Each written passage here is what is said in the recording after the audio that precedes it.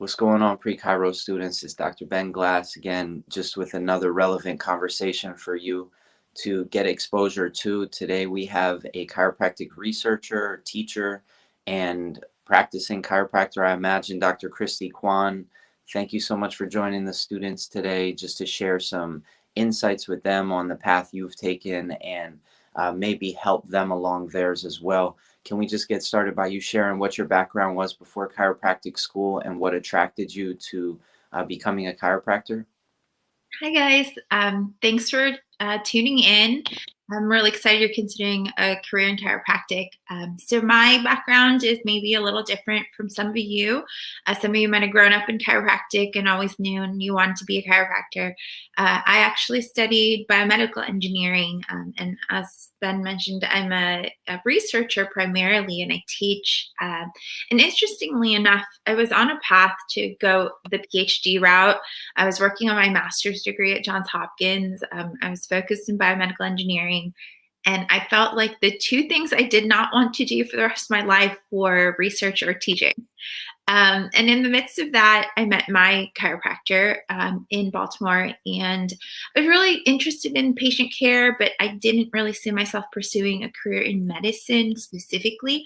And it just all kind of came together. And once I had my what, as far as what I wanted to learn about, what I wanted to understand more deeply, and what I wanted to help other people understand better, then I really found my niche in research and teaching, and that was for chiropractic and the future of chiropractic, but understanding what we've been doing for over 100 years as well. So it's an Mhm. awesome profession, and I really kind of stumbled upon it, like I said, while I was working my master's degree. So after I finished that, I moved down to Atlanta to pursue my DC. What was it that was so attractive or different about chiropractic from allopathic medicine and maybe even from a research standpoint? What was it that attracted you to studying and exploring the concepts of chiropractic through research as opposed to going the biomedical research route? Um, yeah, so I mean, I'm definitely a researcher and a little bit of a self-proclaimed nerd at heart. I do love studying, reading, writing, all of that kind of stuff. But I also do tend to be extroverted. Myers-Briggs puts me at like 97% extrovert. So I really wanted to do something that involved more person-to-person engagement. And that was a piece that chiropractic gave me. Some of the elements to chiropractic that I really love are just kind of like the positive outlook and the whole person approach to health. And that was really important to me to kind of see how we can help people get healthy and stay healthy, rather than waiting for some reason that they feel like, oh, it's time to do something about my health and well being. So Mhm. there's actually this other podcast I listened to years ago, where they interviewed a number of new medical doctors who had gone into different practices, different specialties, and they spoke to this young man who had just become an OBGYN. And especially because that's so non-traditional for males, it tends to be a female heavy specialty. They asked him, why OBGYN? And he said, I felt that it was the one profession in medicine where we're looking at a really healthy person and a healthy developing baby, and we're helping them thrive and stay healthy, and we're celebrating a lot of positive moments, whereas most other specialties are dealing with people who are closer to end stage, or at least dealing with a disease process. And so I get to work with the health process for the rest of my life, and that really resonated with me. But I also don't want to be an OBGYN, but um, it's just that outlook and looking at the whole person and getting that person healthy. And I really appreciate that. As far as the research piece, that's just kind of my nature that I enjoy that. And having been a graduate student before I went to chiropractic school, like day one of, year one orientation, I just like walked up to someone and I was like, okay, so as a graduate student, what lab would I be assigned to, and who's going to be my principal investigator? And that kind of led to a you should go see the director of research conversation. So that's what led Mhm. me to where I am now. Mhm. So as a student, did you get involved with the research department? What was the research that was going on at the time? How could you get involved as a student today, potentially? if you're entering in the chiropractic school and your heart is in research? Yeah. So if you're starting chiropractic school now, I would like to think every chiropractic university has some type of program. I went to Life University, I teach there now, and we have a specific research track that's set aside for students who are really committed to becoming researchers. We also have some other like work study and scholarship based programs. With the Foundation for Vertebral Subluxation, where I've served as executive director for 10 years and I'm currently on the board of directors. We've sponsored students at Sherman College to be involved in research projects. And I know a number of other institutions have different research programs that involve students as well. So the best thing to do, whether it's research or whatever you want to do, if you want to take care of babies or athletes or what have you, you want to work with the VA, networking is the most important thing. As a teacher, I'm going to say study and get good grades too. I mean, graduate so you can get your license. But the most important thing is to put yourself out there and talk to people, ask questions, ask for opportunities. And when you do that, doors open up. And that is the most valuable thing you can do is just kind of just the fact that you're listening to this podcast puts you one step ahead of some other students. Chiropractors are, they can be really amazing and really help you out, but they don't know what you want or need until you let them know. So that's Mhm. my first, piece of advice. And that is the same for high school or undergraduate students who are considering a career in chiropractic. I actually had a really close friend whose nephew is in high school now reach out to me recently. He's considering a career in chiropractic. He loves his chiropractor, but his chiropractor graduated a few decades ago, so things were different then. Just with things like how does licensing and national boards work, things like that were very different in his chiropractor's experience. So we got to chat for a while and just talk about stuff, and I really enjoyed that time. So our time is valuable, but we're happy to share it with you if you're engaged. Talk to chiropractors, see if there's opportunities, and spend some time reading. Like we live in the world of the internet, obviously. We've had to connect virtually on so many levels in the past year or so. But the Mhm. good thing is all that information's out there. So read, think about, like what are your research questions? If there was something you could know more about, or something that you thought would be out there on the internet about chiropractic and you don't see it anywhere, and you sure did a good search, then maybe it's your turn to answer that question. So talk to people, see what opportunities there are at your university. If there's an opportunity, even in undergrad, to do some type of research project with outside involvement, and you think that would be an avenue to incorporate chiropractic, go for it. Yeah. Mhm. Can you mention some of the journals that are fundamental to the chiropractic profession or that a student who's interested in exploring the research should begin with and then maybe branch out to in regards to the network of different journals that exist and then also what the Foundation for Vertebral Subluxation is doing in regards to research? What's the research agenda? What are some of the different um, topics within the realm of vertebral subluxation research that's being explored? Sure. So of course, all of the McCoy Press journals are near and dear to my heart. Dr. Matt McCoy has been one of my mentors for all of my years in chiropractic. He is actually my first research mentor when I started school, and I've been working with him. He's the vice president of the foundation, along with Dr. Chris Kent. And so the McCoy Press journals are very much specifically rooted in chiropractic, and they're a great resource. A lot of you who are students in chiropractic colleges, your university might have a subscription to the journals, so you don't have to necessarily get your own yet. Anything indexed in the Index to Chiropractic Literature is a great starting place to do your search, and that's going to include those McCoy Press journals. Then there's some stuff out there in PubMed as well. For our general high school and undergrad students, you're probably a little more familiar with searching in PubMed for different classes.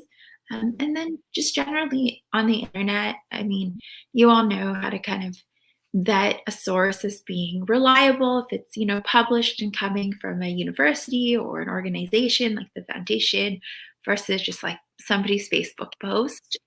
So always try to find like those credible sources, but consume as much as you can, because whether it's reading, networking, whatever it might be, even friendships, you're going to learn things that you want to do. You're going to learn things that you don't want to do. You're going to learn things that you realize bring a lot of value to your life. And you're going to realize some things that you know to avoid in the future. And so Mhm. I would encourage you to look at the McCoy Press and the Index of Chiropractic Literature, also in PubMed, and look at everything with a critical eye. Mhm. As far as the foundation, you can visit our website. It's vertebralsubluxation.org, O-R-G. And there we've got updates on our latest research projects. So we have two big projects that are kind of ongoing, as well as some other smaller ongoing projects. So I'll just speak to two that I've been directly involved with in more recent times. So one is the Guidelines Project. So that's a really exciting, like huge, huge project that could not have been done without support of the profession, the work of students, as well as the great team that we have in the foundation. And we've been working on practice guidelines for the chiropractic profession. So every profession has to have like some form of evidence-based guidelines. So what does the research say? What we do, how to do it, when to do it, how to do it a little bit better. And we're working on compiling all of the past decade or so of research and putting it into a 12-chapter document.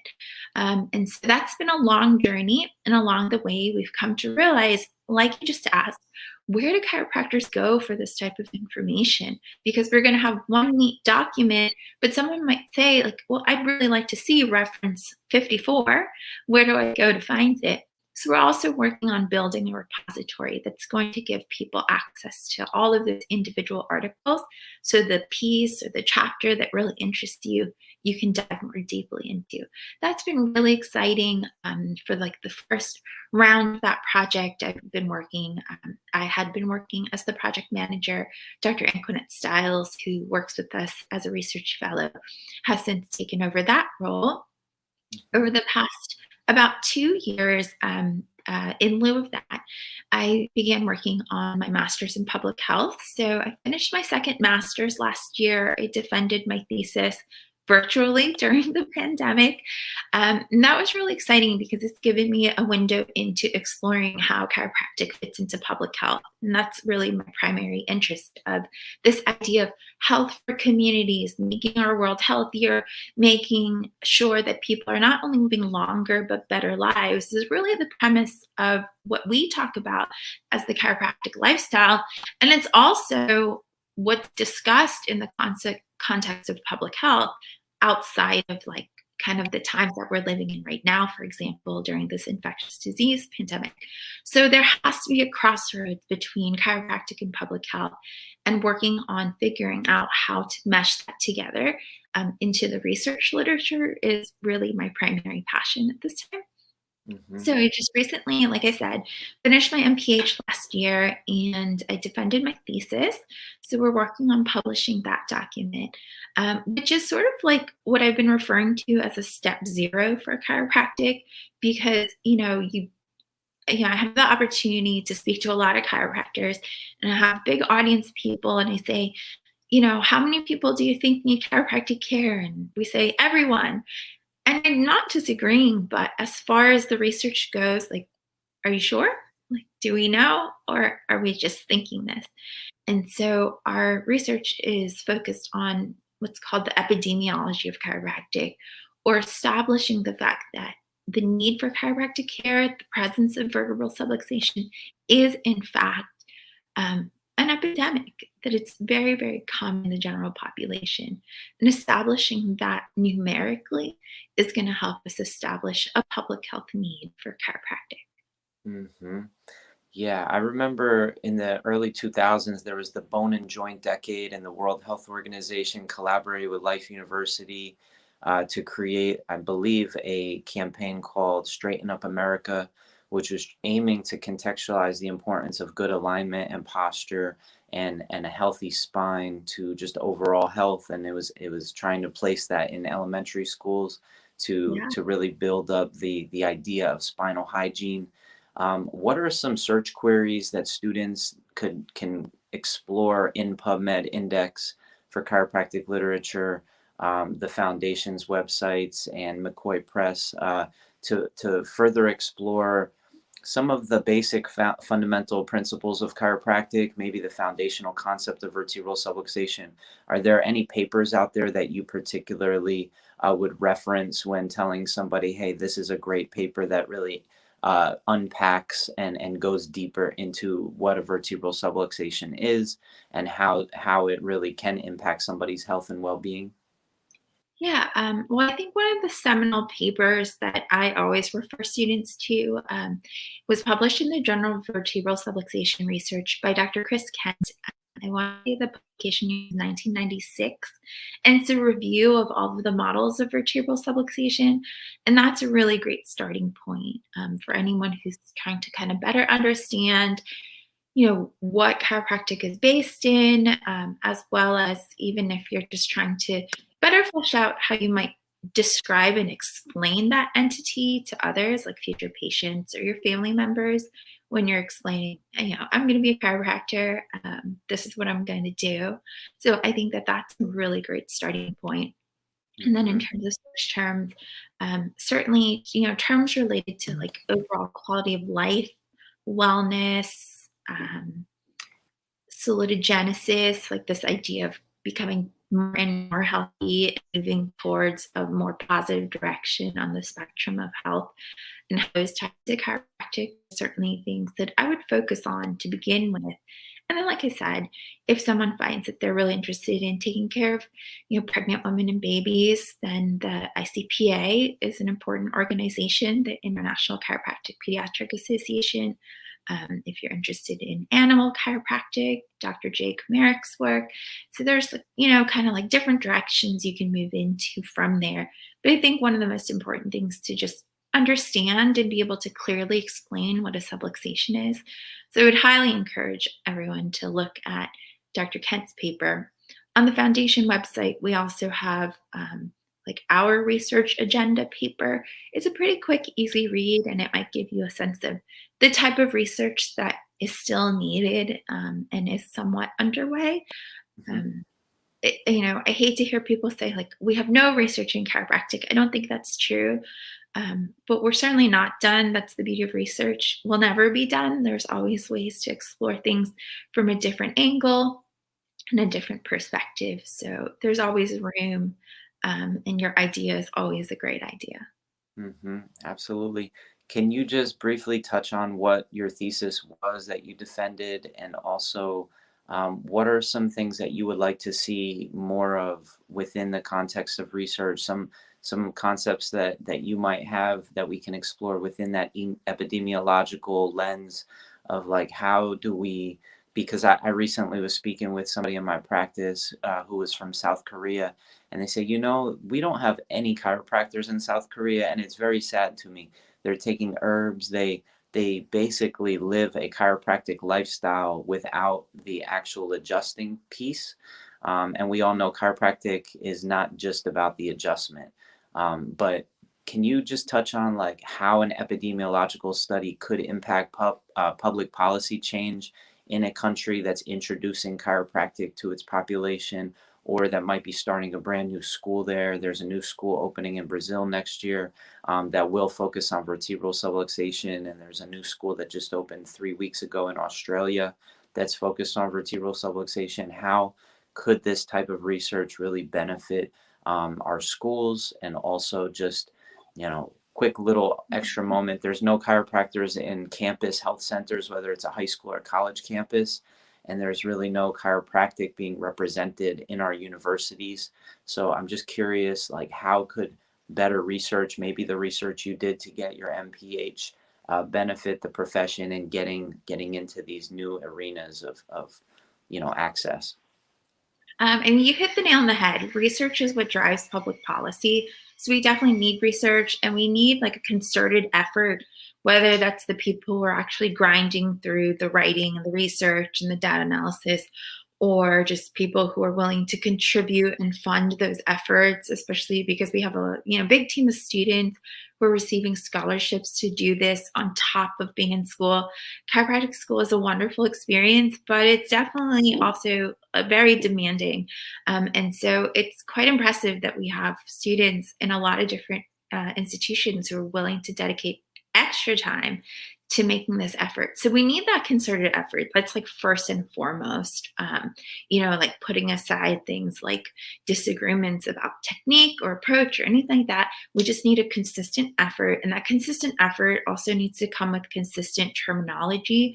So we see a lot of literature out there. I've been using the term subluxation a lot. And some of you may be very unfamiliar with that term because some people choose to use alternate terms to that. So we need consistency in the lexicon as far as the words that we're choosing to use to describe what chiropractors do and what we manage, what we address, and what our primary health concern is. And then the next step is to establish, as I said before, is this entity something that exists? So a common analogy to that is dentistry and this concept of like you have to brush your teeth every day and you have to get your teeth cleaned and you have a dentist check for cavities. And no one's really like, oh, but like, does anyone even get cavities? Like, are cavities even like a problem? Like, do cavities actually cause problems or are they okay? Right? Those questions have been eliminated from general conversation. And Mhm. we kind of need that in chiropractic as well. And so that term, subluxation, like it's a real thing, it's a real entity, it can be measured. We need agreement on how we measure it. What are some of the tools that we can use to measure the subluxation? And then we need to establish that most people are going to experience subluxation in their lifetime, and it would benefit them to have those subluxations corrected or reduced through chiropractic care. That's really kind of the overarching heart of the research that we're working on at the foundation.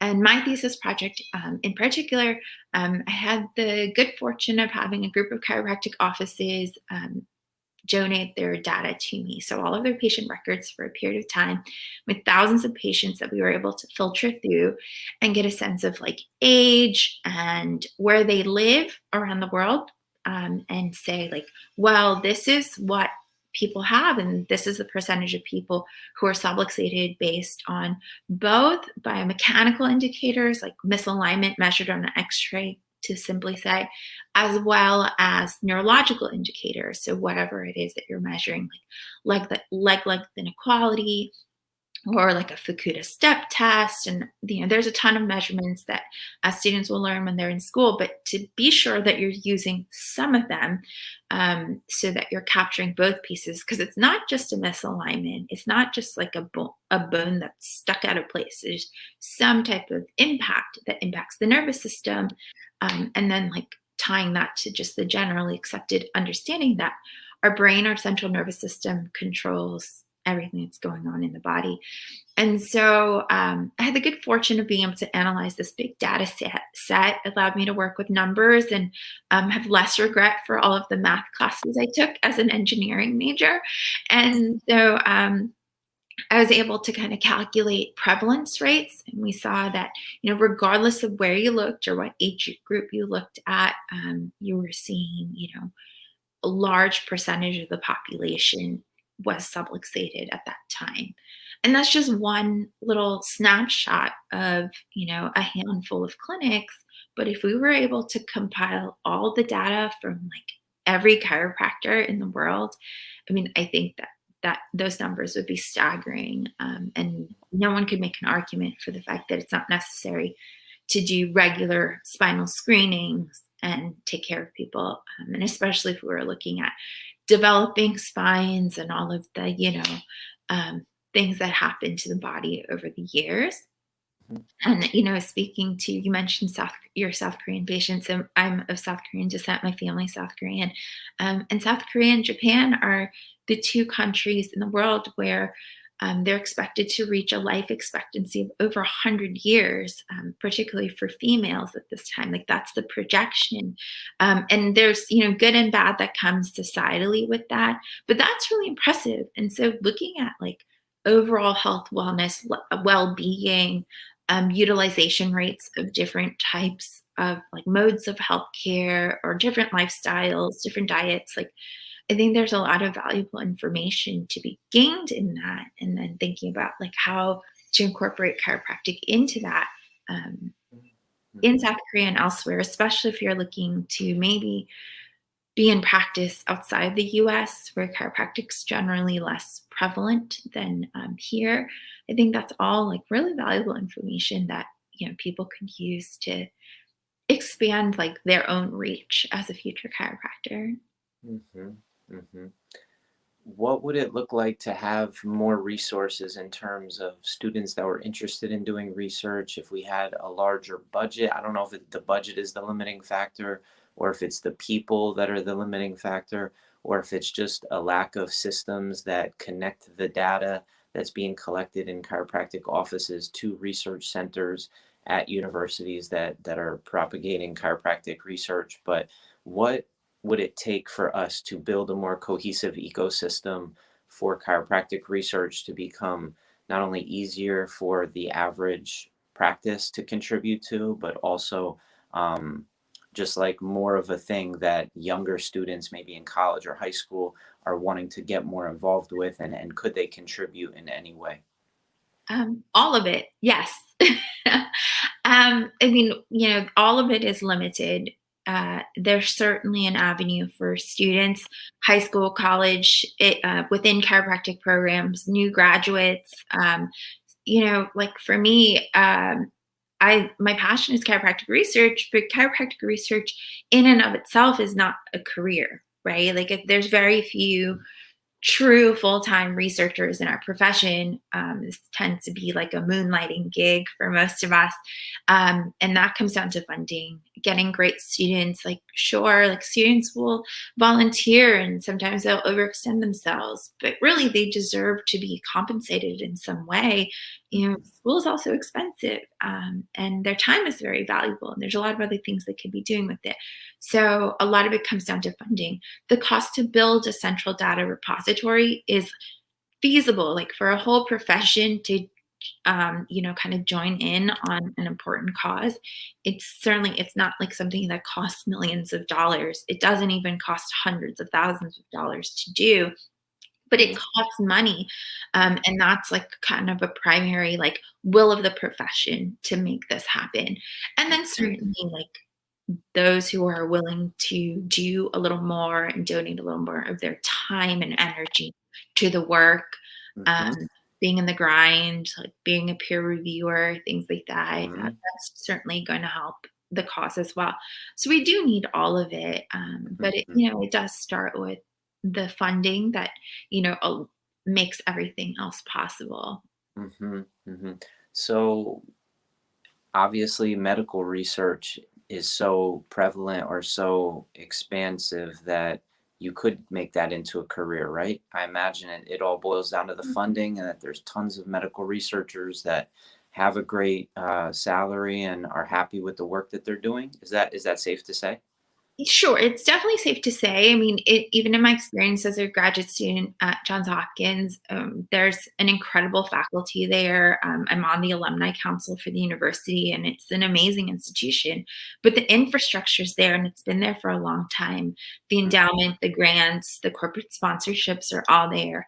And so all of those plans were laid out a very long time ago to make it possible for somebody to decide to go a research route over a clinical route. We tend to have a lot of focus in the clinical route. We're still working on establishing some elements of our profession's identity. And so we're very focused in that, which is valuable, but we also have to look ahead to the future because we haven't for, like 125 years really looked beyond like our front door. And so if we think about what's happening within the four walls of our practice or our classroom, and we wanted to talk about uniting for the future Mhm. in terms of making a concerted effort to protect the practice of subluxation based chiropractic, then we need to, kind of sit down and think about how we're going to make that happen. Because, many other professions, I'll say, do have that sort of like plan in mind. wherever, that might be coming from. I know, like, I have some familiarity with dentistry because my brother used to work, he's in logistics, but he worked for the dental industry for a long time. And Mhm, so, like, I, got to see, like, what it was like to be a dental researcher and, like, kind of how that all works and how that's established too. So I'd mhm, love to see that for chiropractic. And like, that's like the one thing I'd love to, like, leave this life with, is like seeing that that's an opportunity for future chiropractic students to. mhm. Yeah, no, I recently interviewed Deed Harrison, who said he published over 200 papers, and the average paper costs about $5,000 to publish because he's doing all the work voluntarily speaking. It's just a labor of love, and that's great and that's amazing, and it's been able to support some really great research coming out. However, from a sustainability factor, it sounds like we need to really draft a what's a best case scenario, what's a something that's acceptable, and then what's the bare minimum to allow for there to be a research pathway, because a lot of students get out of school, have all this knowledge, have all this awareness of chiropractic, and just don't make it in practice. That's a fact. So giving them an opportunity not only just to step back into education but also to go the research pathway, I think would really make a big difference in the future. And it's just about asking the question and then really unpacking, like, what does that answer look like. I mean, there's so many high performing individuals that are CEOs, that are influencers, that have millions if not billions of dollars, and that have greatly benefited, or at least seen their family members greatly benefit from chiropractic care. And so we just need to ask those questions and go seek it out, in my humble opinion. What Yeah, there's really, like, a lot of more questions than answers at this point. It sounds like to me, within the direction that chiropractic research could go in regards to protecting, supporting, and growing subluxation centered chiropractic care. But do you have anything that you think pre-Chiro students could get involved with on university campuses that have research laboratories? Like, one of the things that I want pre-Chiro students to do is take it upon themselves to ask some new questions or explore something that they heard about or saw within the context of the pre-Chiro training and program we're promoting, and to go in and do some independent inquiry and study. Is there any cool potential topics that you think that pre-Chiro students should explore before they go to chiropractic school potentially? Yeah, I think something that I didn't do because I didn't necessarily expect to want to become a chiropractor, but now I see sometimes my students, that's a little bit easier to do, like, than like actually like getting a bunch of people and adjusting them yourself. Don't do that. Is get a better understanding and a handle on anatomy and physiology. Like, start to really understand, like, how does the brain work? What is, like, how is the neurology wired? How does each vertebral level, like, articulate with the next one? How does the disc fit into that all? Where do these nerve roots go? Like, as you get a better understanding of how the occiput, the base of the skull, articulates with the beginning of the spinal column, right? That C1, atlas, first vertebra. Those are anatomical questions that, like, your basic sciences department in the high school or college can probably help you flesh out, even if they've, never ever heard of chiropractic. And that's a first good way to start to really understand, like, the anatomy of how the body moves, right? And then you can start looking at, well, what about when it doesn't do that, right? So that's a great starting point for high school and college students to start understanding the human body as a whole, and then kind of going from there by, as we were saying earlier, like networking with chiropractors, connecting, seeing and experiencing some of that, thinking about what your questions might be. And again, the research agenda for the foundation is on our website, and that's also a great place to go to look at some of the fundamental questions that we're wanting to ask.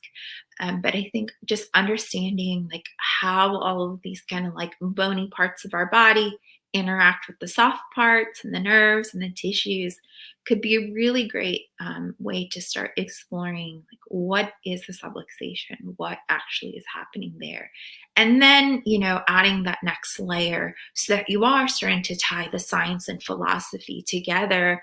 And then when you get to chiropractic school a little ways in, you'll get to start learning the art of chiropractic, the actual delivery of the adjustment. But if you really believe that the adjustment is a significant thing, and I think it's important to understand the motivation and the actual stuff that you're claiming to influence first. Mhm. Dr. Christie, I want to thank you so much for your time, just Wow. sharing some perspectives, giving some insights, exploring some important topics. I think that any prospective student out there is really going to benefit greatly from some of the recommendations you've made. And is there any final messages that you have just to build context for this pathway of becoming a chiropractor for anybody who's in high school or college, maybe a bit unfamiliar with this pathway and maybe just differentiating it from other directions they could go? Yeah, it just do the research, some of it is my personality. My chiropractor thought I was insane, but when I started to seriously consider a career in chiropractic, I asked him to introduce me to 10 other chiropractors who practiced a little differently than him and had attended different chiropractic colleges. And chiropractors are like really warm as a whole. So they all like invited me into their practices to shadow them, took me to lunch, stuff like that. So nice as a college student to get a free lunch. But it really gave me an opportunity to see what different chiropractors do and what the product of different colleges are. And I think that helps you understand like where's the right place for you. Because what you'll find, something that we talked about is like we need this concerted effort. So implying that we've not really gotten to that point yet. And what that means for you as a prospective student who's considering this career is you might visit 10 offices and see 10 very different things, and you have to determine, you don't have to like sign a dotted line of what you're going to do down the road, but you want to go in fully informed. So that is something that I would encourage you to do. Mhm. Absolutely. Thank you so much. Appreciate you so much for the Thank you. work you're doing. It's very important and very obviously very relevant to the future of the profession. So, any students that are out there, we're going to post some links to the foundation to get in contact with Dr. Christie if you're interested in asking her any personal questions. And we're just going to keep trying to support you every step of the way so that you can have a richer experience, a more fulfilling experience as you aim to become a chiropractor one day.